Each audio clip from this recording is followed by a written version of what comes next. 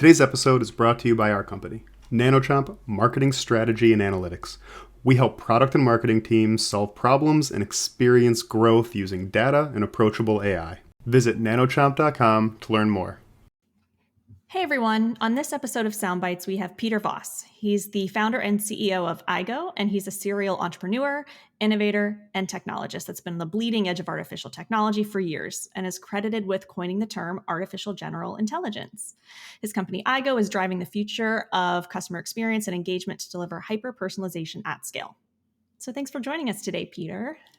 Yes, thanks for having me. But no, it's not bleeding edge, it's leading edge. We don't want to hurt anyone, no blood. No blood spewed Just on sweat. this podcast. Just sweat and tears, yeah. Two important things. Yeah, it's just a fascinating story, though, when you think through how what people think of as AI now, right?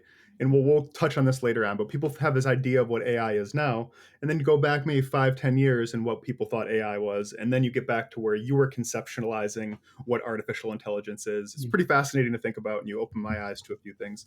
But let's kick off with the origin story. So how did you get down that path? What led you towards artificial intelligence, and what path did you take to get to the formation of AIGO? Yes, so really what sucked me in was always the fascination of the ability to have machines that can think and reason the way humans do. And I don't know where I picked it up, early on, that there might be the possibility of doing it. But it was quite a long journey before I actually got involved with that. So my professional career really started as in electronics engineering, working as an electronics engineer. I started my own company. Then I fell in love with software, and my company very quickly turned into a software company. So I developed a comprehensive ERP package for small to medium-sized businesses.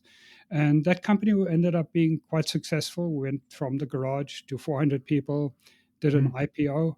So that was super exciting. Would love to do that again. Yeah. And it's really when I exited that company that I had enough, flexibility to say, what big project do I want to tackle? And, this is where I came back to the idea of building thinking machines. And it also directly connected to my software company, because while I was very proud of the software that we developed, I also realized that software just has such inherent limitations that if the programmer doesn't think of something, it'll just give you an error message, or it'll crash, or it doesn't have common sense, it can't reason, it can't think, it can't learn. So that's really the mission I've been on now for 20 plus years, to figure that out. And I started my journey by taking off 5 years just to study intelligence, to study all different aspects of intelligence. What do IQ tests measure? How does our intelligence differ from animals? How do children learn? And even philosophy, epistemology. Do we? How do we know anything? How can we be certain of anything? And things like, what is free will? Where does that fit in terms of decision making and agency? So, very wide spectrum of aspects of intelligence and cognition that I studied, and that then finally led to me feeling ready to actually start building these machines in 2001. It's fascinating when you think about when you start pulling the thread of what is thinking, what is cognition, what is intelligence, and start applying it back to yourself. It really becomes an interesting kind of mind-bending conversation to have. You really think through, what does it mean to reason? What does it mean to think? And then to your free will point, people immediately arrive there. It's like, how much is predetermined? How much is actually free will? And how much do your experiences dictate your actions, right? Yes, it's fascinating once you study that, how these things are related, and then where does consciousness fit in, and things like that. So I really wanted to deeply understand these issues, in order to build machines that can think, learn, and reason the way humans do, and to understand what they likely will be able to do and what they won't be able to do. Where do emotions fit in as well? Do they need to have emotions? Do they need to be conscious? That kind of thing. When we were talking early on, I was going through the process of, the term AI today to the general public means something over the last 12 months has changed what people think AI is. They think ChatGPT, chatbots, that's what people think Mm. generative, right? They go immediately to generative. And for us, it was tough because when we think of AI, we think of machine learning. We go out a layer and we think machine learning, statistical Mhm. analysis, even coming into like deep learning. But then you had a different definition that was out another layer that talks about cognition and not AI in terms of just raw statistics. Yes, exactly. And the term AI and now term AGI have changed a lot, and that's not terribly helpful when you having a conversation. When terms shift, you first have to kind of establish, are you even talking about the same thing? Um, so, yeah, to kind of briefly go over the history, when the term AI was coined some 69 years ago, um, it was about building thinking machines that can think, learn, and reason the way humans do. John McCarthy, who coined the term originally, thought they could crack this in like 2 years or something. Um, Yeah. Obviously, it turned out to be much, much, much harder problem. So over the decades, the field of AI actually turned into something that really should be called narrow AI. So, they never renamed it, but that's really what Yeah. people worked on. They took one particular problem, like, playing a good game of chess or doing container optimization or doing, analysis of some, cancer cells or whatever. But it's very, very different because it's not really that the intelligence is in the software, the intelligence is in the programmer, figuring out how to use computer algorithms essentially to play a good game of chess. What Yeah. algorithms do we need? How do we put them together? It's not that the machine learned how to play chess or figured it out or understood it in any way. So that's really what we're still pretty much in that era now where you have external intelligence rather than internal Mm. intelligence. So about a year after I started my AI company in 2002, I got together with a few other people who also had the idea of going back to the original mission, the original dream of AI to build thinking machines to get away from narrow AI. So we got together and decided to write a book, and this is where I got to coin the term AGI, together with two other people, Ben Goetzel and Shane Legg.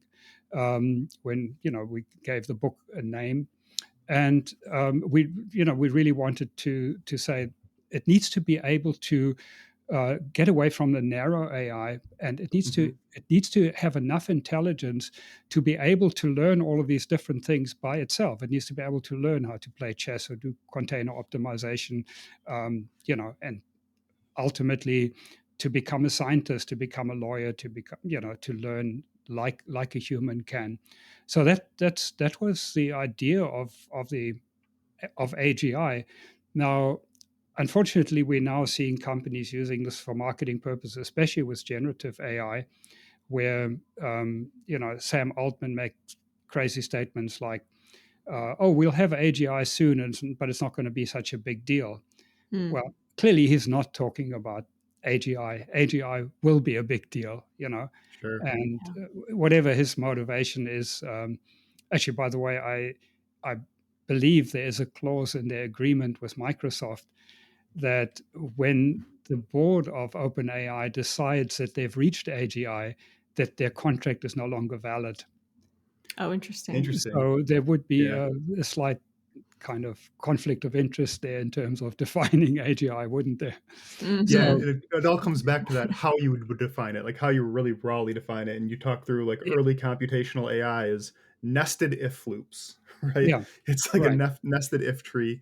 And then you get into neural networks, which becomes interesting. And then what you're talking about is out another layer, which is like how do you get to real cognition? How do you solve some of these really Right, right. interesting problems? Yeah. So that's Actually a very good perspective to look at is, and DARPA came up with a presentation a few years ago that they called the three waves of AI. And Mm, the way they carve up the three waves is the first wave was, what is now generally called good old fashioned AI, which Mhm. is, those nested if statements and some other mathematical logic techniques that were used. So that was the first wave. And then the second wave, hit like a tsunami about 12 years ago when people figured out how they could use massive amounts of data and massive amounts of computing power to do really interesting things with neural networks. And this is the era of statistical AI, which is now culminated in generative AI. And Mhm. as you pointed out, um, there's a whole generation of computer scientists who only know statistical Yeah. approaches. To them, AI is statistical. And in mm, fact, more recently, AI is generative AI, so it's Yeah. sort of mhm, Yeah. Yeah. even narrower. So one really does need to understand the field more widely. So that's the second wave of AI. The third wave of AI is cognitive AI, and really the starting point there is not we have a lot of data, we have a lot of compute. What can we do with it? We have a hammer. What looks like a nail? It starts from the question: what does intelligence require? What makes human intelligence so special? And how can we build something that embodies the human intelligence, so the mental process of the human mind? And that is the approach we've been pursuing for the last 20 years. Um, but very much an outlier. The success of statistical approaches has pretty much sucked the oxygen out of the air. mm. For it's pretty much a monoculture now in terms of AI research and funding. When you talk about the third wave cognitive AI to maybe someone who's more of a layperson who isn't as maybe technical, you know, as you and Derek, what sort of feedback or what's the initial reaction? Is it fear? Is it excitement? Or how is it received? Um, Bafflement. So, it's because really hardly anybody is talking about actual Mhm. implementing the third wave. It was something that DARPA came out with a few years ago, and people looked at it, but there is so much momentum in statistical approaches that when you talk about anything that doesn't require big data, where data isn't and compute aren't the sort of the driving force, um, people are really taken by surprise, and they kind of struggle to put their heads around it. So usually I explain it in terms of the way the way we think and the way we operate in the real world. I mean, the conversation we're having right now, you know, every sentence that transpires between us, we try to integrate it immediately. We try to make sense of it. Is this something that I've heard before? Is it something I agree with? Is it something? What does it make me think of? Do I need to change my mind? Do I need to maybe read up something? So we have that ability to integrate new knowledge immediately in real time, and it's of course really, really important to survive in the real world and to function in the real world. Things are changing all the time.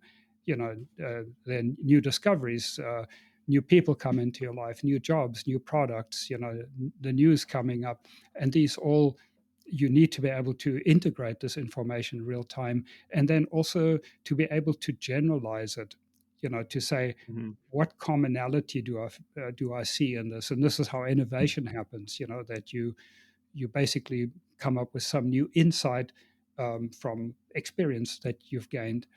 And on top of it is the ability that we are aware of our thought processes. We have this metacognition. Mhm. We can think about thinking. So we can say, does this make sense? How certain am I about this? Do I need to think more about it? And statistical systems don't have that approach. So that's the kind of fluid, adaptive, real-time metacognitive intelligence that we really need. And ultimately, that will provide human-like, human-level intelligence.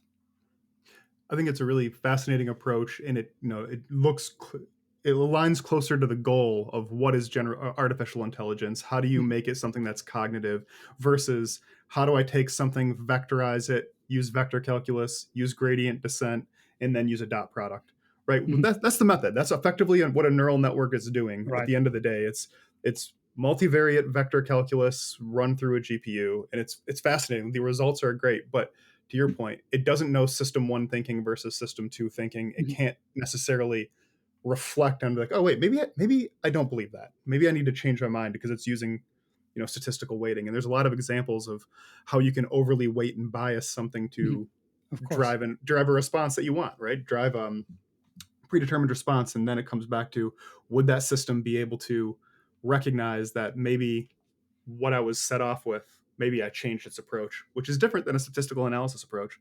So when you're building your business, you're building this company, you started your AI company early 2000s, you've been growing it ever since. What are the hardest parts about attaining new customers, getting people aligned with the mission, and walking through and creating awareness of something that's different than, oh, use TensorFlow, put your own flavor Mhm. over top of it and execute. Yes, that is a real challenge. If you're selling a not bleeding but cutting edge technology, something that is different from what other people do, but also better, um, it's difficult to break through because Mm, well, why isn't everybody doing what you're doing if it's better? So it's and does it really work? So you really have to establish your credibility, and that's it's tough. It's tough to do that. you know People will rather buy something they're comfortable with or buy something from a well-established company. I know that even in my original software company, um, there was this constant sort of curse we had to live with, where we would offer a solution that was clearly superior in terms of functionality, lower cost, quicker implementation. By any standard, it was superior. And then often companies would still choose to buy IBM mhm.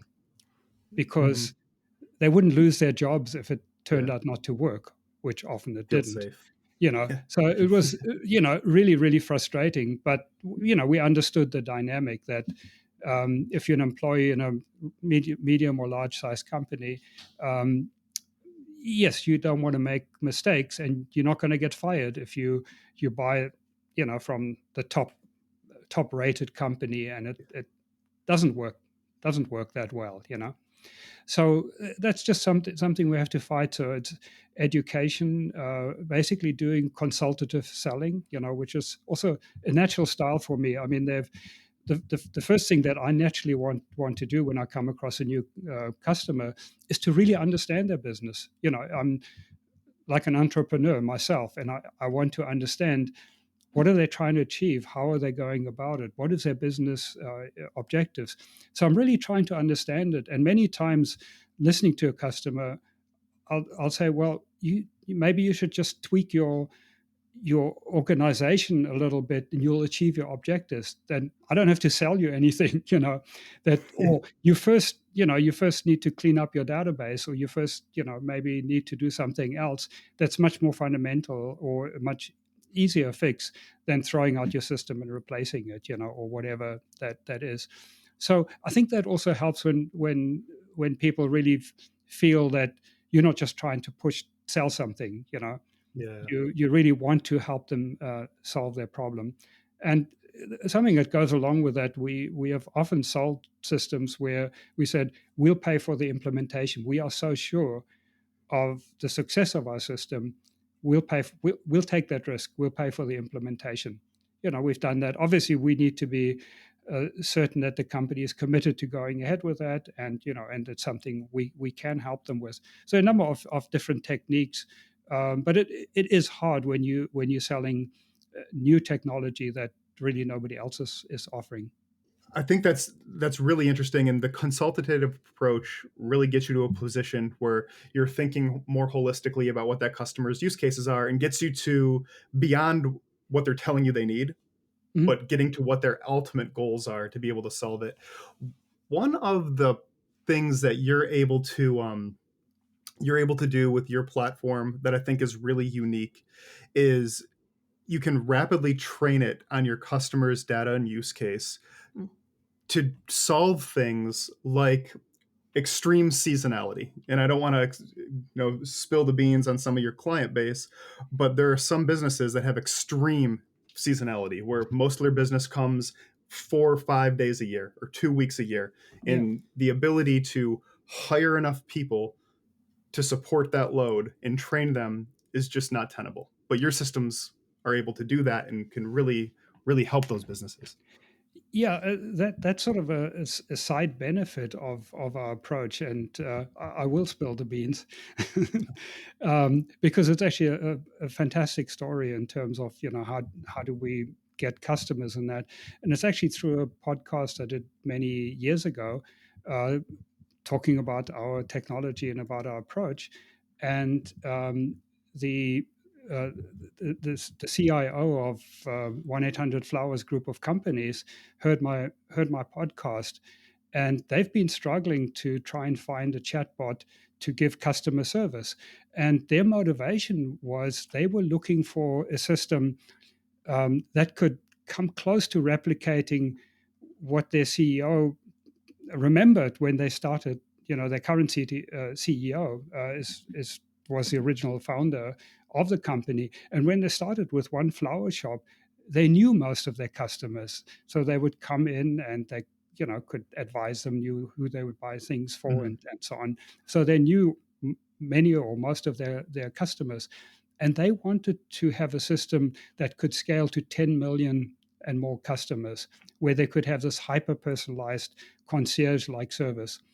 And they heard that through my explanation of our approach, that we could offer something like that. So they approached us, and we got in to understand their business, and that's exactly what we did, and we implemented over growing within their group of companies. We now do all of their 12 companies within the group on 5 different channels, and on um, dozens and dozens of different applications, like 50 or 60 applications.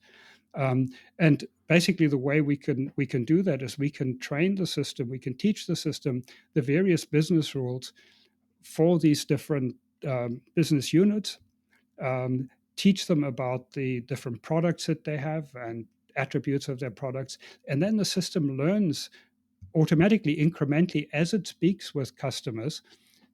For example, if you say, I want to buy chocolate for my niece's birthday, the system remembers that, and then you find out what her name is, and you can tie the two together, and maybe next year, you will already have a bit of information. Did she like the chocolates?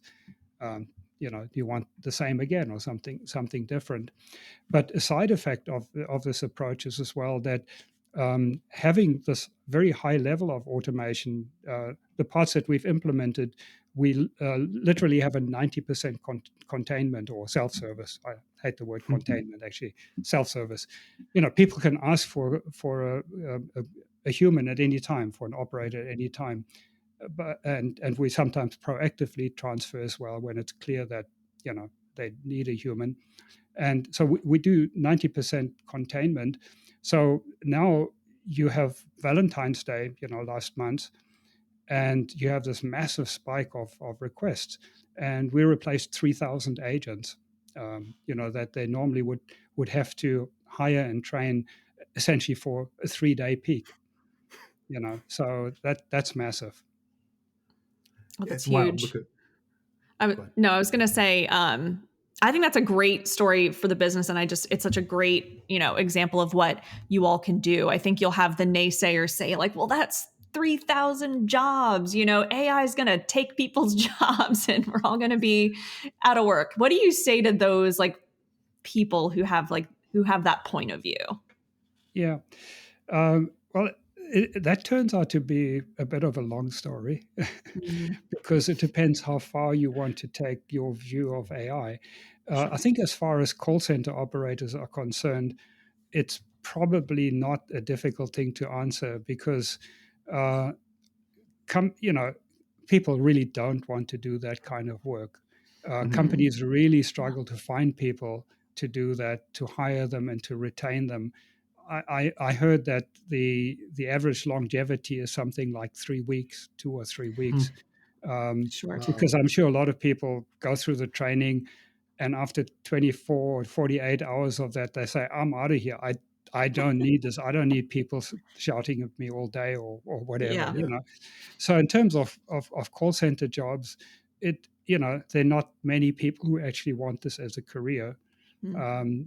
So there's a shortage of people who actually want to Yeah. do Hmm. that. And of course, there is a certain level of expertise where you do want human, and those are also the more interesting things, or where people who enjoy using their psychology, their empathy, with a person, um, to give that human touch, to give that extra service. So I think as far as call centers are concerned, and I mean, look at it from a consumer point of view. Don't we all hate talking to, you know, people in Yeah. call centers? Yeah. Yeah. I mean, it's not pleasant. There's usually a wait time. They Hmm. don't have all the information. Then you get transferred. You have to tell your story again from the beginning. Yeah. Another Yeah. wait time. I mean, it's it's really, really aggravating. So, and young people don't even want to talk on the phone. They No, just they want they to want text. to text. Yeah. And in fact, when I say young people, I gave a talk the other day, and somebody came up to me afterwards and said, "Well, surely boomers still want to talk to a person." And I looked at him and said, "Do you want to talk to a person when you get service?" And he said, "No." Well, you're a boomer, you Yeah. know. Yeah. So I mean, we've been using smartphones for a while, and we're also starting to get, no, this is actually easier. You can just text or do it on online web or whatever. No, Yeah. people generally don't actually want to talk to human. They just want to get stuff done Yeah. effectively, quickly, and Yeah. without having to repeat themselves. So I think there's unfortunately this perception that automation, call center automation, is a bad thing. That it's uh, you have a bad experience. It's all about containment and trying to cut costs and so on. And unfortunately, that has been true, and it is true, unfortunately, still for a lot of large companies that really have awful systems that Mhm. really are designed poorly. Obviously, not they're not using our system, our Mhm. cognitive AI, that has memory and reasoning and deep understanding, and all of that. So it's subjecting their customers to really inferior technology, poorly implemented. That gives us a bad name. But if you have a well implemented system that actually works well with good technology, it's better than talking to human, 90% of the time. We had an interesting use case, and internally sometimes we use the phrase goals gone wild. And an example of a use case gone wild would be some call centers will have a time metric. Get somebody off the phone in this time Uh, window, right? And without spilling the beans, it was an e-commerce company we had been working right. with. And there was an interesting use case where they started noticing that the agents would solve the problem as quickly as possible and push the person off the phone versus previously where they had relationships developed and like they Mhm. would upsell. They had zero incentive to upsell. They had zero Right. incentive to go beyond the thing right in front of them. It was get them off the phone as fast as possible. And even if you had to disconnect and the person called back, that didn't even hurt their metric as bad as keeping them on the phone too long. Yeah. So Right. people would optimize to that goal, and you get a worse outcome, which is Yeah. which is a real bummer. Yeah. I But know. It's terrible. Yeah. yeah, it's really tough, and I think especially in places that have surge, your Mhm. technology doesn't really even replace real jobs. It's replacing 3-day windows of activity, and Mhm. it's giving a better customer experience. And one thing that was interesting is the one of the clients you work with, you mentioned that traditionally 90% of people called in, and now it's closer to 50-50 split, Mhm. asynchronous texting messaging versus Right. calling, which, to your point, even boomers are texting now. Correct. Yes, definitely. Phone channel is declining versus text. I mean, we can do both with our technology. In fact, we can do true omni-channel. You can start on the website, and then go to chat, and from there you could get a phone call, basically using the same brain. Basically, that you retain the information. You truly have an omni-channel, a seamless omni-channel experience. So what does the future look like? What use cases are you continuing to tackle? How are you developing your platform? And what are your next targets and goals? So one of the big changes we made recently, that we are now offering SaaS, um, because we started IGO offering it only to very large clients who actually preferred to have the technology behind their firewall. Hmm. Hmm. So, that was our target market. But over the last few years, we've developed our platform to a point where we are now happy to offer it also as a SaaS service, to medium-sized companies, small and medium-sized companies. So that's one of the big changes we've just recently made. And then, of course, we continue increasing the IQ of the system constantly, just that it can handle, if you could say from a technical perspective, you could say it can handle level 1 and 2, for argument's sake, and, pushing it to get closer to level 3 support, that kind of thing. Hmm. So just to be able to cover a wider range of applications. The other area that we're doing a lot of work on is to reduce the effort required to implement systems, because to teach the system, while it's not like GPT, where it's like $100 million to train Sure. to train Sure. a new model from scratch, or even tens of thousands of dollars to train to supplement do supplemental training. um, our system doesn't require much compute at all to train it, but does require quite a bit of human effort to make sure you have the right ontologies, to have business rules formatted in the same way, the APIs interfaced correctly, hooked up to the brain correctly, and things like that. So we're continuing to work on making that easier and easier, and automating it.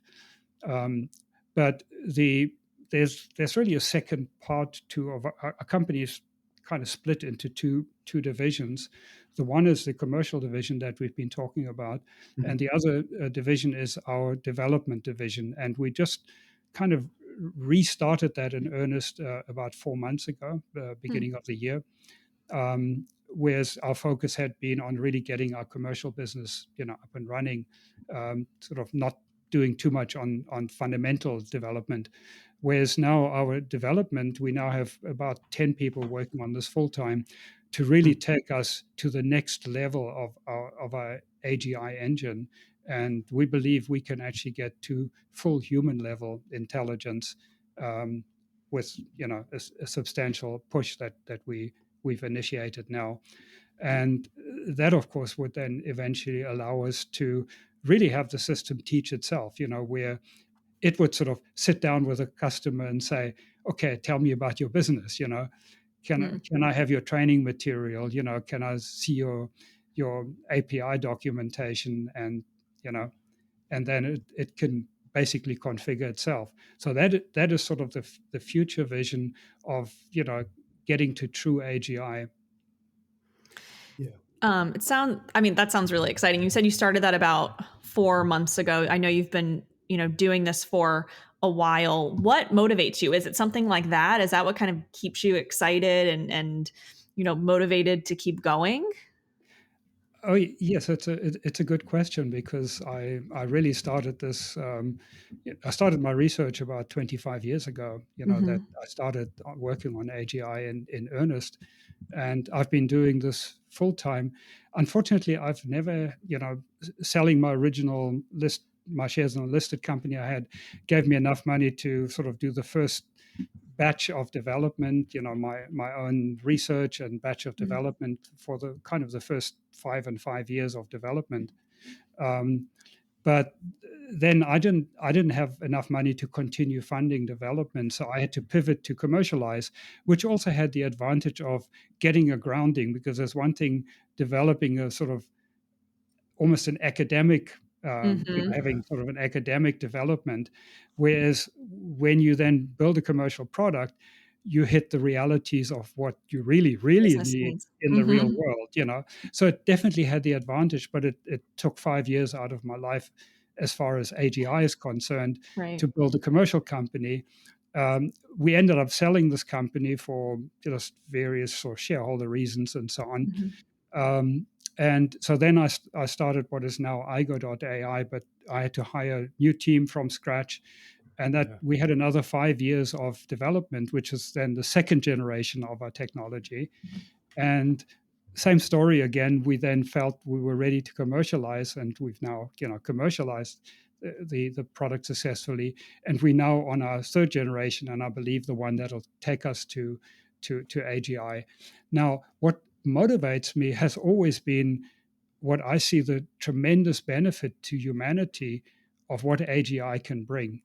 Yeah. Once we have true AGI, I mean, a number of different things. The first one is that I can think of is we can have, imagine you have one AGI that trains itself up to be a cancer researcher, PhD level cancer researcher. And I say train itself up because they'll be smart enough to basically hit the books, like Yeah, a sure. college graduate could. Okay, I'm now going to learn to be a cancer researcher. You have one AGI that's a PhD level cancer researcher. You can now make 1 million copies of that. And you have a Mhm. million PhD level cancer researchers pursuing different avenues, different, things to. Now, we'll obviously make much quicker progress in solving cancer that way. They'll Yeah. communicate much better than humans can. You won't have egos getting in the way. They can work 24/7, faster Yeah. than we can. They don't have certain distractions, like Sleep. boyfriends and Whatsoever. girlfriends and kids and, like nice distractions. But they don't have that. They have photographic memory. They have instantaneous access to all the information in the world. And they are much better at logical thinking than we are. So with all these benefits, we will make much quicker progress in the sort of scientific endeavors that are stymieing us right now. And whether it's better battery technology, pollution or other diseases, poverty, whatever, we'll have these artificial scientific minds helping us. And then, of course, just bringing down substantially the cost of labor and goods by radical automation. And the third area that I see that I think the part that even excites me the most is what I call personal assistant. That Mm. each of us can now have this AI that's personal in the sense that we own it and it serves our agenda, not some mega corporation's agenda. Yeah. Yeah. And it's Yeah. personal in the sense that it's hyper personalized to us. It's not like shared. It learns our history, our goals, our preferences, our who our friends are, and so on, and can help us not just do the stuff that is we don't want to do, like deal with IRS or whatever, Oh God. Yeah. uh, insurance, but it can No. do stuff for us. But it can also, more importantly, help us think things through, so that Hmm. we make fewer mistakes in life, that we might not have thought through as well. Yeah. And so and then the third personal is basically the issue of privacy, that you also decide what it Hmm. shares with whom. So having that little angel on our shoulder, that helper confidant, whatever, I think it'll be amazing to help human flourishing. So, I mean, that's the vision I have for AGI, and that's what's driving me. I think it's an amazing goal. And when you think about it as a thought exercise, some people will see it and it still sounds science fiction, but you look at the absolute rate of change with respect to time in technology, and it's absolutely mind bending. And we do a thought exercise of like how far back do you have to go to blow somebody's mind, and then you start and you say like, if I Mhm. take somebody that was alive on the last day of the Civil War and they were born the last day of the Civil War, when people had no electricity and they lived in dirt floors, mm, what would they have seen in their lifetime?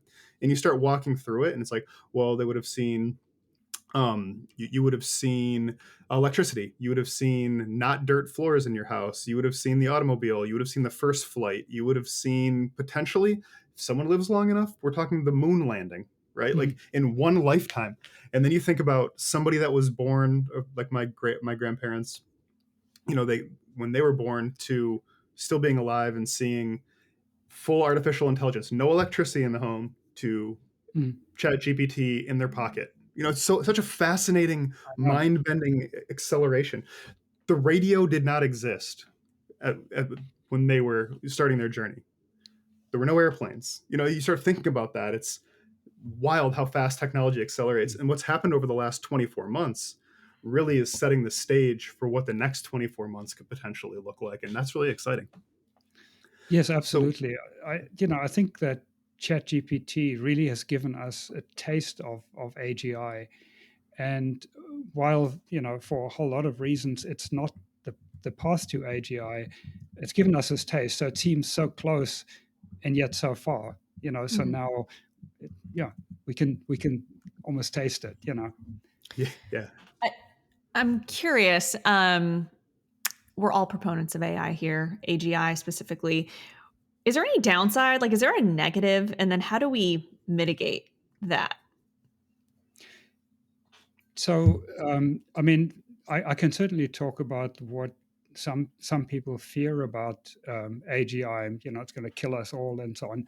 And I, Like a realistic concern, maybe. yeah, Like, and yeah, and I mean, there a lot of very smart people kind of engaged in this AI risk analysis and AI risk mitigation, and I think a lot of people there are genuinely concerned, but it is also kind of a money mill. I mean, you've mhm, had at least $500 million.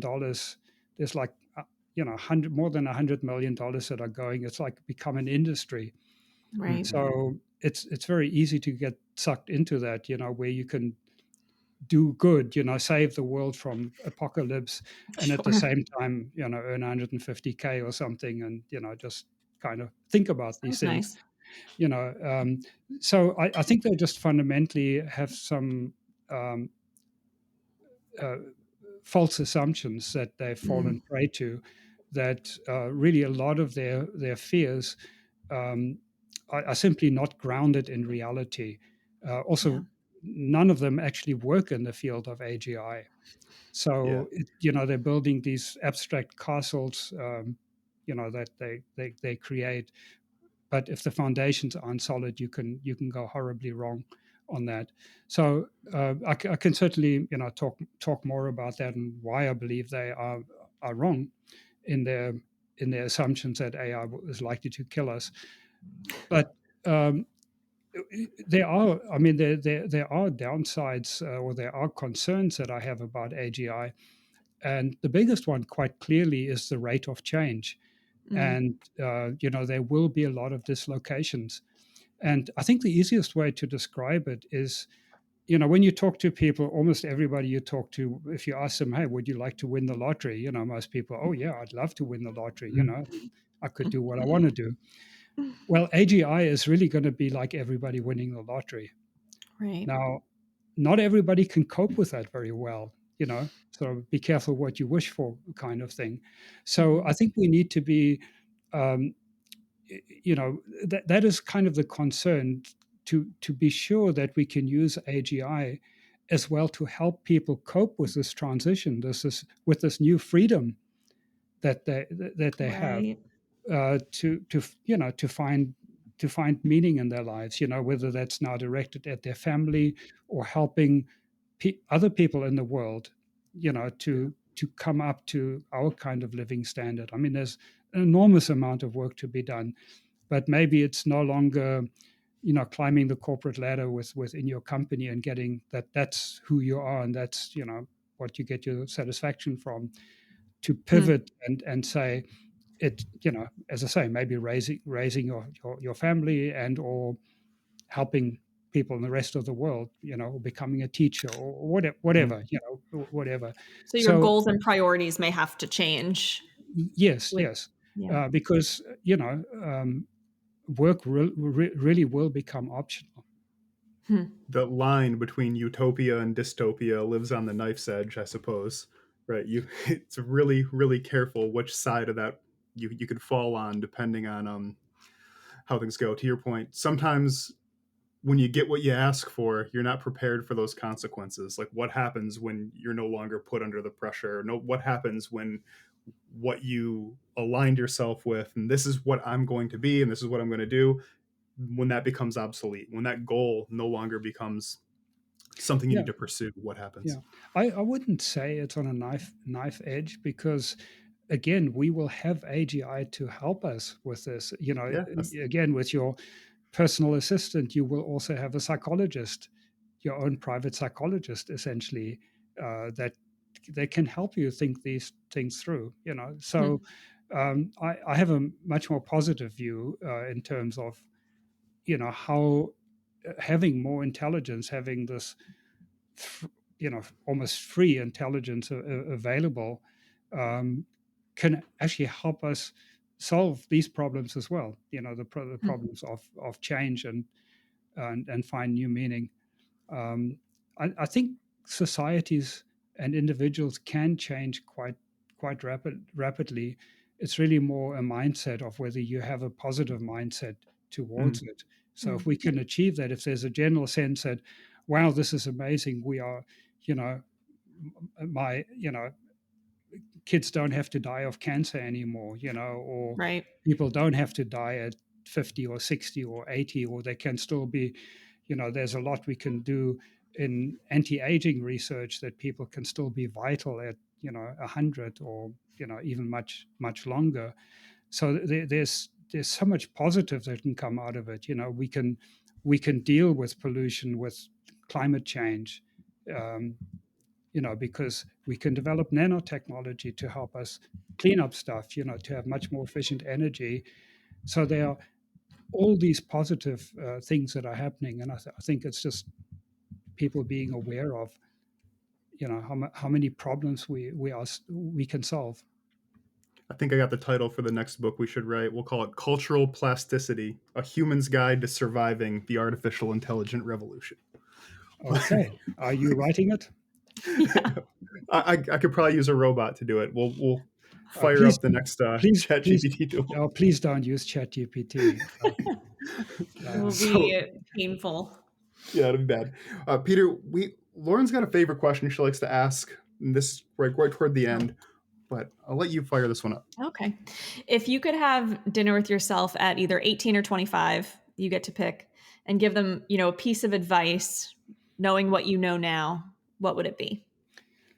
Well, that's actually pretty easy for me, because one of the things that I keep coming back to is I started my first company at 25, and I Mm. wish I'd started it at 18. So, That's wish you'd started it earlier. yeah. So if at 18 I said, look, just do it now, don't wait.